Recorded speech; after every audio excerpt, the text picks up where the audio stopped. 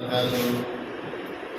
إله إلا الله لا إله إلا الله لا إله إلا الله محمد رسول الله أبدأ باسم الواحد حمدا له بالعابد صلى على محمد والآل وسلام الله أدعوك يا مولا لنا بأهل بدر بدرنا محمد نبينا صل عليه يا الله الذي باركنا حوله.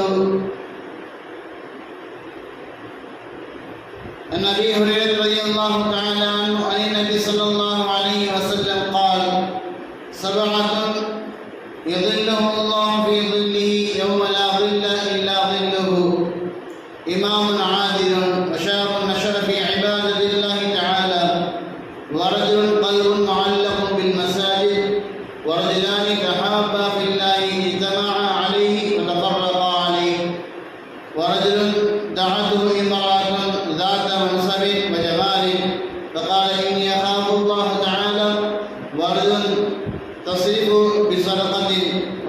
بصدقة فأخفاها حتى لا تعلم شمالها ما تنفع يمينه، ورجل ذكر الله تعالى خاليا ففاضت عيناه، أو كما قال عليه الصلاة والسلام.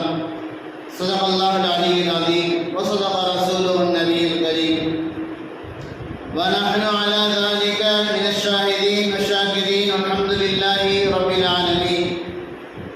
அனைத்தும் வல்ல இறைவன் அல்லாஹ் ஒருவனுக்கு சொந்தமானது. அருமை நாயகம் முஹம்மது முஸ்தபா ரசூலே கரீம் ஸல்லல்லாஹு அலைஹி வஸல்லம் அவர்கள் மீதும் அவர்கள் கொண்டு வந்த மார்க்கத்தை தன்னுடைய வாழ்க்கையாக எடுத்து நடந்து உலகத்திலும் வெற்றி பெற்ற உத்தம சத்திய சஹாபாக்கள், தாபிஈன்கள், தபஅ தாபிஈன்கள், வலிமார்கள், ஷுஹதாக்கள், சாலிஹீன்கள், நாதாக்கள், நல்லோர்கள், நம்மவர்கள், நம்முடைய குடும்பத்தார் அனைவரின் மீதும் அல்லாஹ்வுடைய அன்பும் அருளும் என்றென்றும் நிலையாக நிலைத்து நிரந்தரமாக உண்டாகட்டுமாக. ஆமீன். கண்ணியமிக்க அல்லாஹ்வின் நல்லடியார்களே, புனிதமிக்க ரஜபுடைய மாதத்தில் நாம் இருந்து கொண்டிருக்கின்றோம். ரஜபுடைய இறுதி தருணத்தில் நாம் இருக்கின்றோம். ஷாபானை அடைய போகின்றோம். ஷாபானுக்கு பின்பதாக ரமலானையும் அடைய போகின்றோம்.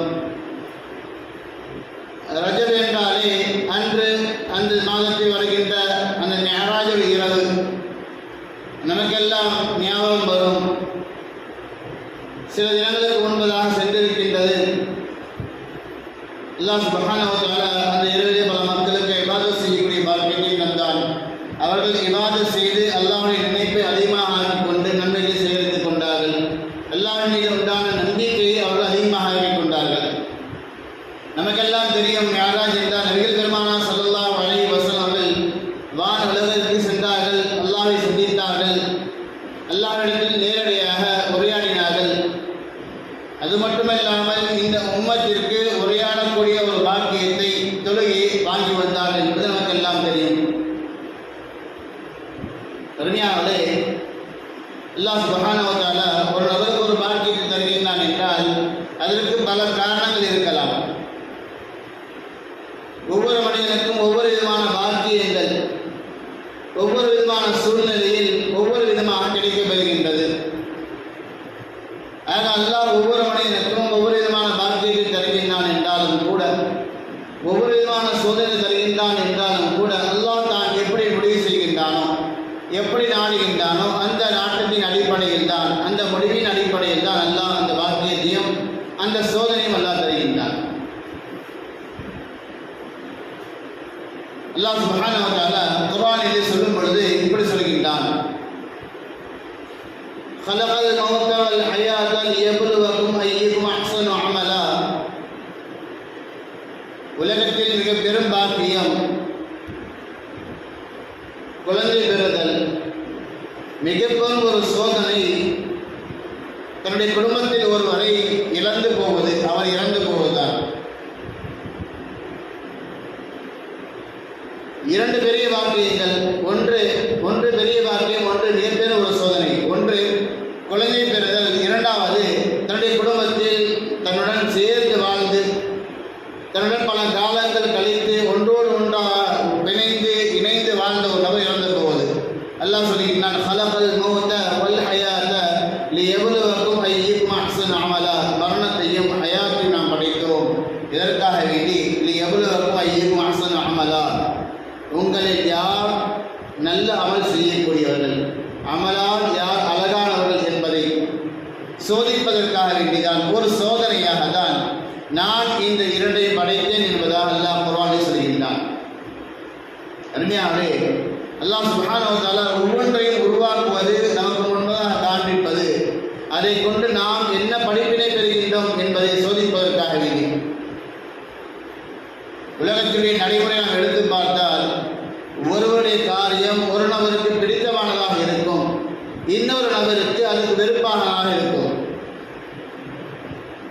ஒரே நபர் செய்யக்கூடிய ஒரே காரியம்தான், அதே நபர் தான் அந்த காரியத்தை செய்கின்றார். ஆனால் அந்த நபரை பார்க்கக்கூடிய தருணத்தில் ஒருவருக்கு அது விருப்பமானதாகவும் கண்ணியமானதாகவும் மிக ஏற்றமானதாகவும் தெரியும். இன்னொரு நபருக்கு அவர் பார்க்கக்கூடிய அந்த பார்வையின் அடிப்படையில் தவறானதாக, தனக்கு எதிர்ப்பானதாக, விருப்பம் இல்லாததாக, வெறுக்கத்தக்கதாக அவர் பார்ப்பார். அருமையாகவே அதே போன்று அல்லாஹ் சுப்ஹானஹு வ தஆலா நம்முடைய வாழ்க்கையில் சோதனைகளை தருகின்றான் என்றால், இன்பத்தை தருகின்றான் என்றால், அதை கொண்டு நாம் என்ன படைப்பினை பெறுகின்றோம், அதை நல்லதாக நினைத்துக் கொள்கின்றோமா அல்லது கெட்டதாக நினைத்துக் கொள்கின்றோமா என்பதை சோதிப்பதற்காக வேண்டிதான் அல்லாஹ் சுப்ஹானஹு வ தஆலா நன்மையும் தருகின்றான், சில சோதனையும் நல்லா தருகின்றான். அதே அடிப்படையில் தான் அல்லாஹ் சுப்ஹானஹு வ தஆலா இந்த மாதத்திலே, ரஜபுடைய இந்த மாதத்திலே மிஅராஜ் என்ற ஒரு வானுலக பயணத்தை நபிகள் பெருமானார் ஸல்லல்லாஹு அலைஹி வஸல்லம் தருகின்றார். பாக்கியம் கிடைத்தது என்னவோ நபிகள் பெருமானார் ஸல்லல்லாஹு அலைஹி வஸல்லம் அவர்களுக்கு தான்.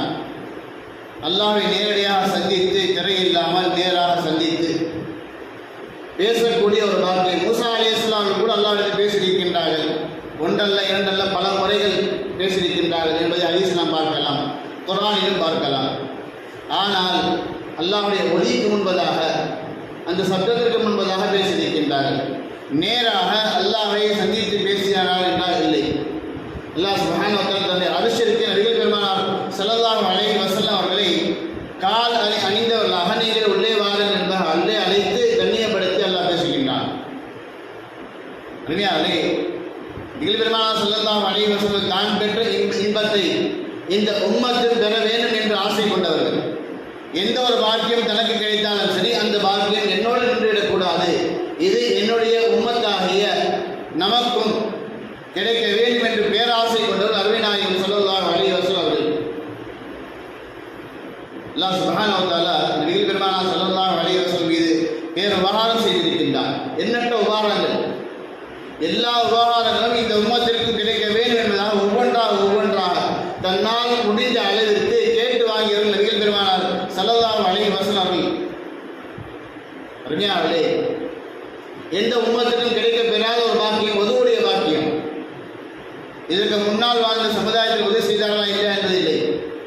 நமக்கு அல்லாஹ் சுப்ஹானஹு வ தஆலா தொழுகைக்கு முன்பதாக உதவி செய்யக்கூடிய அந்த பாக்கியத்தை தந்தால், இந்த உதவு நாளை மறுமையிலே நமக்கு பிரகாசமாக மஹ்ஷருடைய மைதானத்திலே ஒளிமயமானதாக அந்த உறுப்புகள் ஜொலிப்பதற்கு காரணமாக இருக்கும் என்றால் நாம் ஹதீஸில் கேள்விப்பட்டிருக்கலாம். அருமையான நபிகள் பெருமானார் ஸல்லல்லாஹு அலைஹி வஸல்லம் மேராஜுக்கு சென்றார்கள், அல்லாஹ்விடம் பேசினார்கள். கடைசியாக இந்த உம்மத்தையும் அல்லாஹ்விடம் பேச வேண்டும் என்பதற்காக வேண்டி தொழுகையை வாங்கி வருகின்றார்கள். ஆகவே தான் நபிகள் பெருமானார் ஸல்லல்லாஹு அலைஹி வஸல்லம் இப்படி சொல்கின்றார்கள், அஸ்ஸலாத்து மிஅராஜுல் முஃமினீன். நபிகள் பெருமானார் ஸல்லல்லாஹு அலைஹி வஸல்லம் வான் உலகிற்கு சென்றார்கள். அந்த ஒரு நாள் அது அவருடைய மேராஜ் என்றால், இந்த உம்மத்துடைய முஃமினுடைய மேராஜ் எது என்று பார்த்தால் தொழுகை என்றால் சொல்கின்றார்கள். அஸ்ஸலாத்து மிஅராஜுல் முஃமினீன்.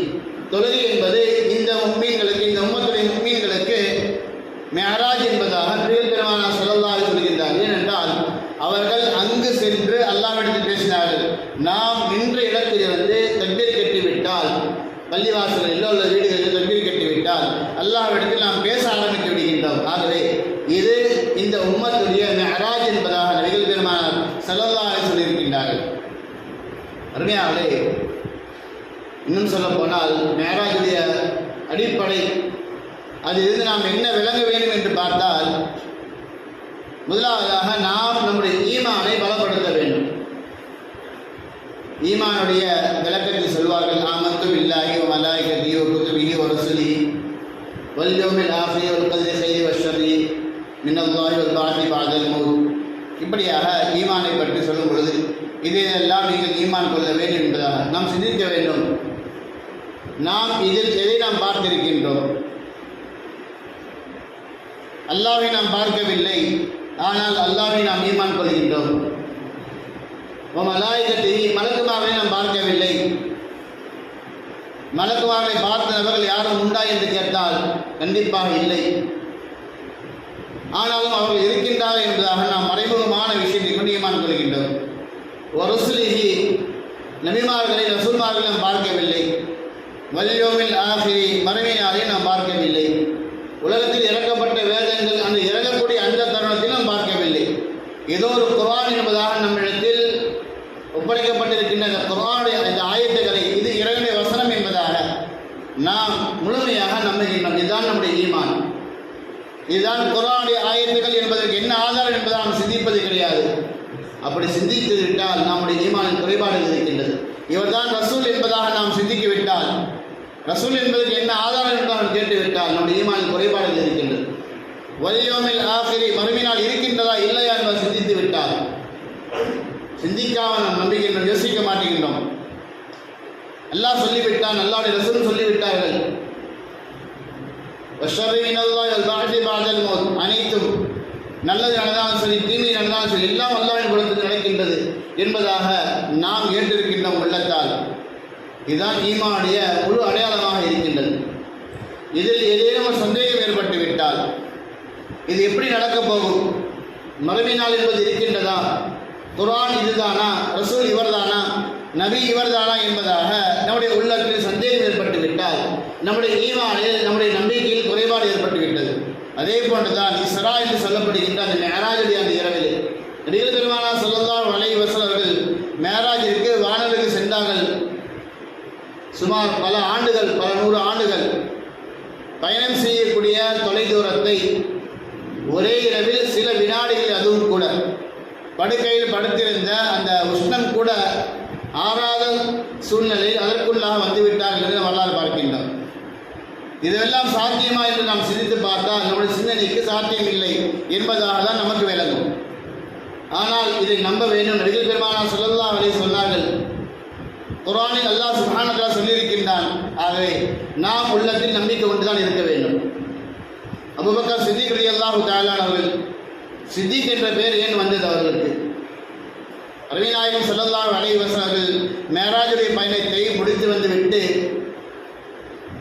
சொல்கின்றார்கள் மக்களுக்கு மத்தியிலே, இப்படியாக நான் மேராஜுடைய பயணத்தை சென்றேன், பைத்துல் முகத்தஸ் சென்றேன், முதல் வானம், 2வது வானம், 3வது வானம், இப்படியாக 7 வானங்களை கடந்து அல்லாஹ்வை சந்தித்து வந்தேன் என்பதாக மக்களுக்கு மத்தியிலே சொல்கின்றார்கள். அன்றைய காலத்தில் வாழ்ந்த முனாஃபிக்குகள் எல்லாம் அதை புறக்கணிக்கின்றார்கள். இது எப்படி சாத்தியம்? ஒரே இரவில் சில வினாடிகளில் ஒரு நபர் இத்தனை கிலோமீட்டர்கள் எப்படி கடந்து சென்று மீண்டும் வருவது எப்படி சாத்தியம் என்பதாக பல பேர் அதை மறுத்து நபிகள் பெருமானார் ஸல்லல்லாஹு அலைஹி வஸல்லம் மீது ஈமான் கொண்டிருந்த எத்தனையோ சஹாபாக்களும் கூட முர்த்ததாக ஆகிவிட்டார்கள். இதெல்லாம் சாத்தியம் இல்லாத விஷயம், இதெல்லாம் ஒன்றுமில்லாத விஷயம் என்பதாக நான் நம்ப மாட்டேன் என்பதாக சொல்லிவிட்டார்கள். இதே விஷயத்தை ஒரு முனாஃபிக் அபூபக்கர் சித்திக் ரலியல்லாஹு தஆலா சொல்கின்றார். ஒரு நபர் இப்படி சொல்கின்றாரே, இன்று இரவு அவர் பைத்துல் முகத்தஸில் சென்றதாகவும் அங்கிருந்து வானலோகம் சென்றதாகவும் வானலோகத்தில் இதெல்லாம் பார்த்து சொர்க்க நரகத்தை பார்த்ததாக சொல்கின்றாரே, இதுவெல்லாம் சாத்தியம் என்பதாக நீங்கள் நினைக்கின்றீர்களா என்பதாக கேட்கின்றார்கள். அபூபக்கர் சொல்கின்ற வார்த்தை இது முற்றிலுமாக பொய்யாக இருக்கும். யாராலும் இந்த ஒரு இரவிலே, குறிப்பிட்ட இந்த நேரத்திலே, ஒரு சில வினாடிகளுக்கு மத்தியிலே யாரும் இதை செய்ய முடியாது என்பதாக அபூபக்கர் சித்திக் ரலியல்லாஹு தஆலா மறுக்கின்றார்கள்.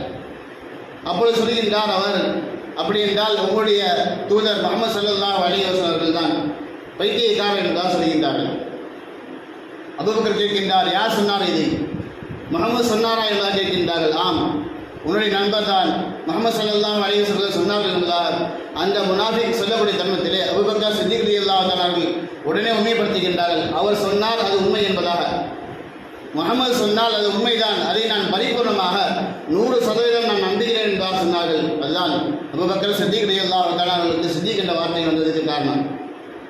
அருமையானவர்களே, எதுவும் சாத்தியமில்லை என்பதாக சொன்னார்கள். ஆனால் நபி சொல்லிவிட்டால், முஹம்மது ஸல்லல்லாஹு அலைஹி சொல்லிவிட்டால் அது உண்மையாக நடந்திருக்க வேண்டும், அது நடந்தே தீரும் என்பதாக சொன்னார்கள் அபூபக்கர் சித்திக் ரலியல்லாஹு தஆலா அவர்கள். அருமையானவர்களே, இந்த ஈமான் தான் உமருடைய ஈமானாக இருந்தது, அபூபக்கருடைய ஈமானாக இருந்தது. நபிகள் பெருமானார் ஸல்லல்லாஹு அலைஹி வஸல்லம் பைத்துல் முகத்தஸுக்கு சென்றதாக சொல்கின்றார்கள். யாரும் நம்பவில்லை. அந்த சமயத்திலே மக்காவிலிருந்து ஒரு கூட்டம் பைத்துல் முகத்தஸிற்கு வியாபார நோக்கத்திற்காக சென்றிருக்கின்றது.